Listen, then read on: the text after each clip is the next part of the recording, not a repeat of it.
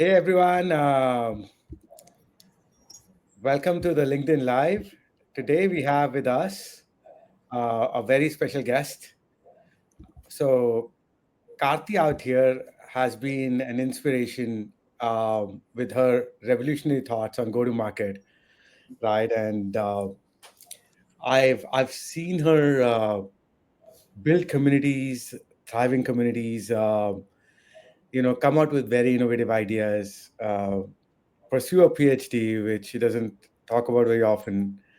She's a friend, and she's also like this unique mix of modern age AI thinking with mixed or blended with spirituality. So, Karthi, super excited to have you here. Um, Thank you for that intro. That was like I'm blushing now. no, I mean it's every bit very true. So for the listeners, right? Like, let's jump right in. Uh, the topics we talked about. Like, can you talk to us about how you are thinking of the world of AI uh, currently in the um, GTM context? so I think the world of AI, for those, they say fortune favors the brave, right? So for those who are brave enough, the world of AI actually offers us scale at a level that we haven't had before. And in a manner where in the past we've always had to scale with humans, right? Like, and Karan, you built companies before, you've been a part of major go to market motions before. Every time you want to grow something, you always added more headcount, Yeah. right? But the world of AI, what it offers is a way for us to scale without adding headcount, but by experimenting and testing faster, right? So that's one.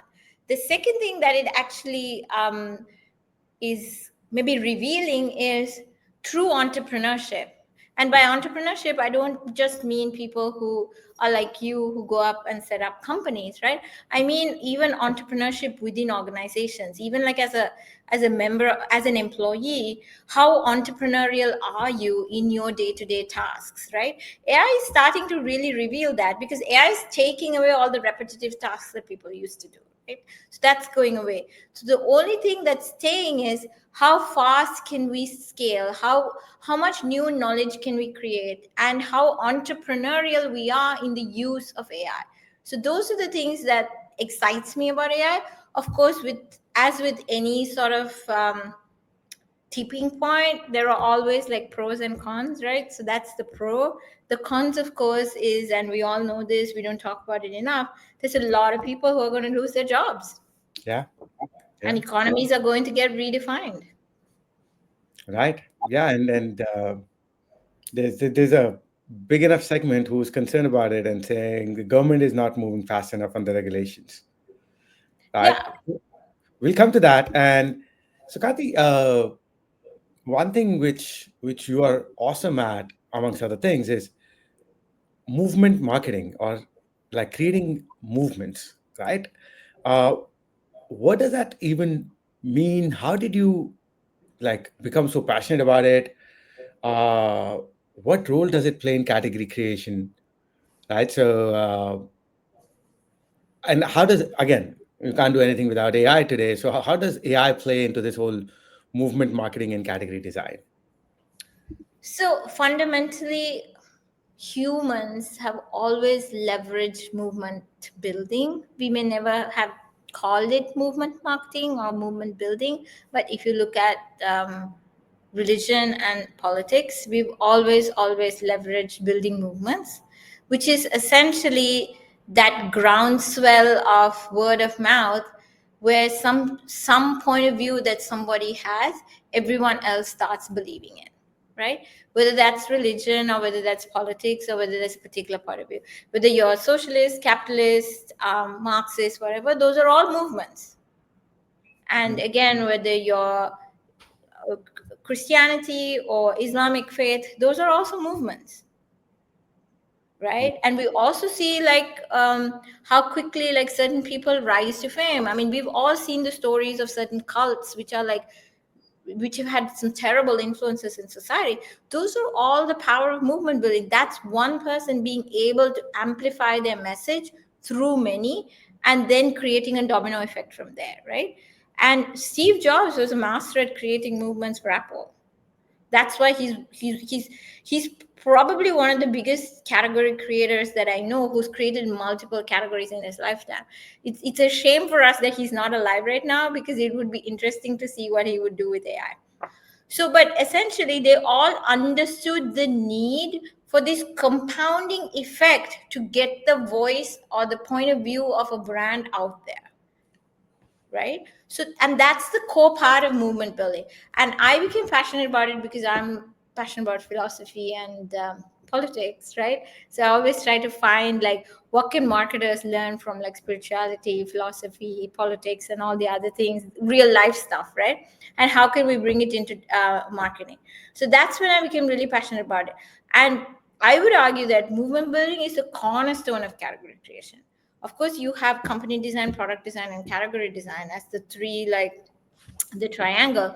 uh, it centers around being able to build a movement, your ability to create this groundswell of people who believe in what you want and aspire to buy your brand even if they can't, is really the, is really the equity that you create for your category and your brand, right? So I'll give you an example. Let's take like Nike, for example, and I say this example a lot. So for someone who's earning, let's say, 70, 80K a year, Nike is a brand they buy, blah blah blah, right? It's just a brand buy. But for some kid in like some rural town who can't afford shoes, Nike is like this aspirational brand that they want to buy to show that they've made it. So that's the power of the movement that Nike has created, in the sense that it has this aesthetic value to a person that cannot be quantified by just having a shoe. So iPhone has the same effect. It has an aesthetic value. Movements have that tendency where you're so passionate about it that it kind of tends to continue even after the creator is no longer there. Case in point, Steve Jobs. But like, would you just say that in some way that is like the extreme end of brand building, positioning, like branding? Would So How do you differentiate between like great brand building versus movements? right. So there's purist point of view and there's go to market point of view. I'll bring both, right? So purist category designers will tell you that you put the category before the brand. The more you build the category, especially if you're the category creator, your brand will automatically follow, right? So, for example, the more you evangelize EVs, electric vehicles, Tesla will automatically follow.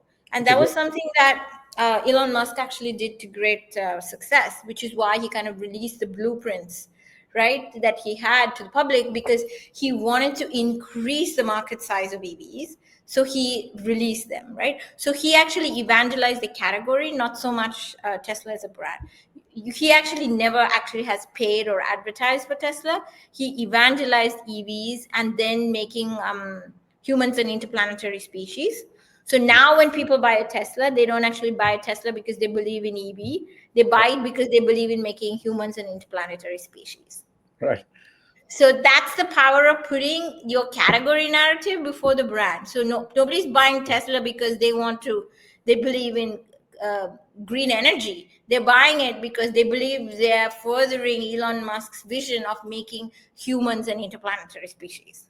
Right. Well, he has his moments on Oh, both, yeah, for sure. right? So that's there. But like, if we were to deep dive into this, right? Like saying, like, how do you build a movement, right? Especially like you're talking of examples of like world leaders, geniuses, or people who people are like, hey, these are like one in a million kind of instance.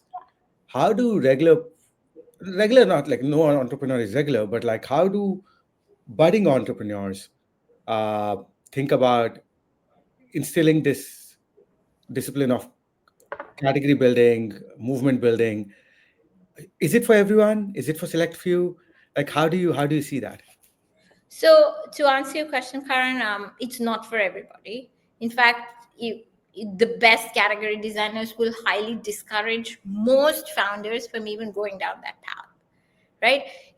You're right. It requires this one in a million. Everybody is special, right? So let's get that out of the way. But within that entrepreneurship, it requires this one in a million charismatic founder who believes in their vision so much that they're willing to take the risk of designing a new category and building a movement. Because believe me, it's a risk. It's always faster, easier rather, I wouldn't say faster, it's easier to always think, oh, let me compete in an existing market and get a small slice of the pie, I'll get to success faster, right?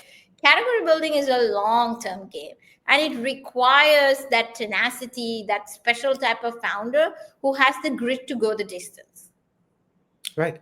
But like, there are also movements in, like, there are eras, right? Like there was the iPhone era, or there was the internet era, Yep. right? There have been movements, the PC era back in the 80s, right?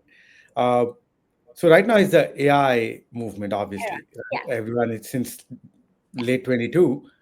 So people feel like now there is definitely going to be some category building which will happen here, right? At the LLM level, you have open AIs of the world, Claude, GPT. There are going to be few of those which are going to be doing that. DeepSeek came in.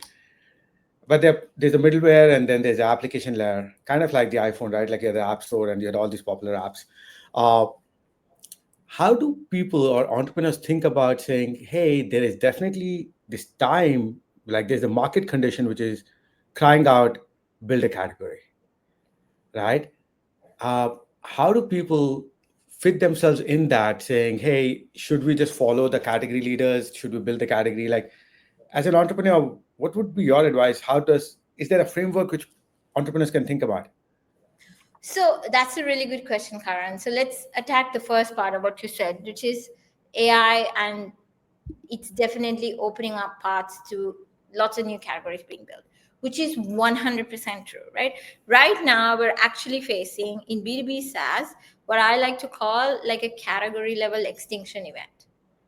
A lot of the categories that are kind of that we have today in B2B are going to be not there, I would say, in 5 years, Mhm. because we don't even know what the future of AI and go to market from that future is going to look like, right? Whether ABM is even going to be a thing, we don't know. How that's going to evolve, we don't know. Because all we know is technology is not a moat. Because anybody can build faster, quicker right now with vibe coding and all of this stuff, right? So that particular thing is there. So for a founder, so funnily enough, yes, there is a framework to build a category, right? But that framework is not as applicable as what I'm going to tell you now. What's more applicable right now is really soft characteristics of the founder, which will really decide the winners from quote unquote the losers, right? And those characteristics are this: you have to be so comfortable with the unknown, because right now we're in a great unknown. We have no idea what the future holds in terms of AI and how quickly it's going to change. There are predictions, but we don't really know. So you have to be super comfortable with the unknown. So, and I think it was Bezos who said, be like fixed about your vision, but be very flexible about how you get there, Hmm. right? And that sounds easy, but that's the fundamental framework and mindset that a category creator needs to have. If you're an entrepreneur who wants to create a category, you have the vision, but you have to be exceedingly flexible on how you get there. Right. Your product might not even be what you originally thought, but your vision would still be the same. Right. No, and like you said, Karthi, this is easier said than done, because there is also, I think, what I'm hearing and I'm in all the discussions or what you feel on a daily basis, it's moving so fast that the there's one challenge of keeping up, which is like, okay, as an entrepreneur, you're still motivated to do it, but there's a bigger challenge of signal to noise, which is like there is so much of chirps around you. I remember, uh, we were I, there was one session with Vinod Khosla once, and they asked him, "What did you learn in business school?" And he mentioned, he's like, "I don't know what I learned, but I know what I definitely Did you learned learn? not to do." Yeah. Right? And he said, "There's so many birds which are chirping," and that time it was Twitter, right? So the chirp of the Twitter, uh, that you can digress and you can get distracted very soon, right? And so to know what not to focus on is more important than what to focus on, right? And this is something which I was reading about, like some article on jobs, and Musk brought out that the signal to noise ratio, like a lot of people do not have a high score on that, and this is becoming increasingly tough in this AI world, which is like, sure, let's change the path based on whatever we want to do, but then hey, like, people are talking about 100 paths. Which of these should I take? If not the one I want to go on. So flexibility is great, but then how do you do the signal to noise decision? So that's really interesting, right? And it's interesting you brought up Steve Jobs as well, Karan, because I think Steve, there is a real, and I'm sure you've seen this, when he introduced the Think Different campaign, he talked a lot about how he scaled down the number of products that Apple had and created focus areas which the company should double down on, right? He walked through the thought process to do that. But before we get to that, I want to talk a little bit about what you touched upon, which is like the signal to noise and everybody wanting AI. So here's why I said earlier that a lot of the companies that we see today, even the bigger ones, are not going to be around in 5 years. It's because they have not reimagined what their company looks like from ground up with AI. What they've done is added on AI to existing products that they have and looked at what that's going to look like. But they have not looked at a fundamental level how their company has changed or being rebuilt for AI. And one of the examples I like to give on this, right, Karan, and obviously been a founder and been selling for a long time. This is sort of the first time in maybe sales history where sales is truly changing. And I'll tell you why. It's because if you've made it and you're like a CRO, now because of AI, you suddenly have to go back all the way to an SDR level and relearn what a sales organization looks like with AI and humans. That's not a skill you have. You have to go back to the drawing board and learn it because you're now going to be managing AI and humans. This is the first generation of people that's going to be managing AI and humans. Just managing humans alone is over. So even if you're a CRO who's got 30 years of experience, you're going to have to go back to the drawing board and come back up the sales organization to understand what these roles are. That's the only way you know where to plug AI in your organization. So that's the biggest problem we have right now is the signal to noise ratio. How you do it, how you find out what not to focus on is by going back to the drawing board and reimagining what your organization looks like as a native AI company, which is not something that most companies are not doing. They're slapping on AI, but they're not thinking, how does it fundamentally change my company so that I know what not to focus on? So this is interesting. And so building on this, right? Like, so give me an example of a brand or a company you've seen recently that's nailing this building a movement or a category creation thing. Any recent examples which come to mind, and what we can learn from how they did it, what they're doing? Yeah, so I mean, some of the vibe coding platforms are doing it really well, right? Like Lovable and Cursor, they're doing a really good job of reimagining what it looks like to engineer software and to create code, right? And they're making code accessible to all. I believe there was somebody who said the saying where they said English is becoming the programming language. Like it's no longer C, C++, or any of that Java or any of that stuff. English is now the programming language, right? So everybody has to go back and learn proper English in order to be able to code, because now you can code in English, right? Right. So those companies, definitely those have done a really, really good job of engaging with the market, because and I think the reason why they were able to do that, Karan, and this is also another kind of cornerstone of building a movement, which is, can you can you does it pass the 5-year-old and 80-year-old test? And I'll tell Yep. you what that means, right? If your 80-year-old grandma can use it, your product is as friendly as it can be. Right. If you can explain your value proposition to a 5-year-old, you nailed your value prop. Right. So I think that's what, and that's what AI has done. It's crossed for the first time. I mean, I was when the phone, like, I think, I'm sure you've also gone through this, Karen, when like the smartphone came out, right? I'm sure you had to teach parents how to use it, right? Right. Yeah. But but you don't really have to teach your parents how to use ChatGPT, because it's natural language. They're just talking. Yep. So it's intergenerational. There is no learning curve. Everybody can use it. A 5-year-old can use it, and an 80-year-old grandma can use it. So that's the change happening in the AI generation. I mean, I saw this article about a 90-year-old grandpa who used a vibe coding platform to build an event management software for his church. Right. So that's what they've done well, which is what AI has allowed for accessibility. It's allowed you to No, grow cross generation. absolutely. But Karthi, again, keeps coming to the same point, which is like a lot of companies seem like wrappers on Yeah. Oh yeah. LLMs, Oh yeah. right? And so, like you said, tech is not a differentiation.